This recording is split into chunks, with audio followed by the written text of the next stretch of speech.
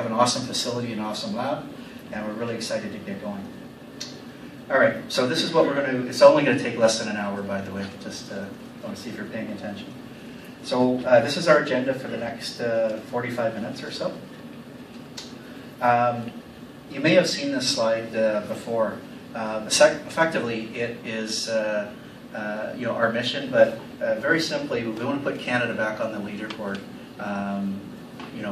I was part of a lot of firsts in Canada, and was very proud to do that.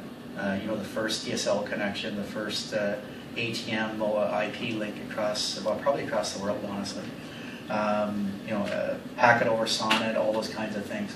And we don't hear a lot in the news anymore about Canada being first, right? And if you think about where we've come from, our roots and so on, I think we need to change that. And I think collectively, a lot of the folks that I've talked to agree with me on that. So this is the main purpose of why we exist. And myself and all my team and all our members and partners are all in agreement here.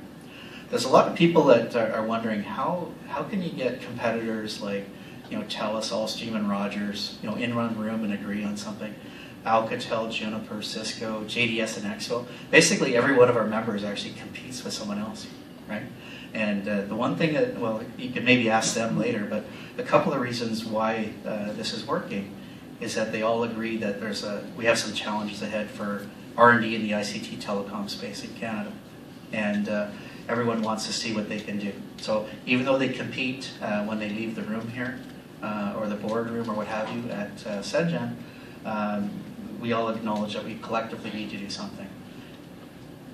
All right, so this is a slide that I used at the launch back in November, but nothing has changed, right? I mean, Canada, we can pat ourselves on the back if we want to, but that wouldn't be good enough, because if we keep doing what we're doing, we're going to lose traction worldwide. There's a couple of mega trends that are going on. Software-defined networking. That's removing the control plane from the devices and simplifying the network. Ideally making large enterprise and service provider networks cheaper and easier to manage, right? We have some challenges ahead. Network function virtualization, taking an appliance, emulating it in software, and running it back in the cloud or in the data center. So there's a lot of work going on in that area. And of course, Internet of Things, many devices, what's going on worldwide with all these devices. I can't remember how many devices I have right now, but I think I do more than my fair share. So what is CENGN and what is it not? And by the way, Terry Matthews was over here. Some of you may know him. He kind of was joking with me. He said, "Hey, Rich, are you the CEO of this company?" And I said, "Yes." He goes, "You got to change your name. Okay, I don't like that name. Can't remember it." And I told him the story about how we actually came up with the name, and some of us didn't like it. We thought, hey, you know what? Let's have a contest. And we went back to all our membership. We had all these great ideas for months. We came back with the same name.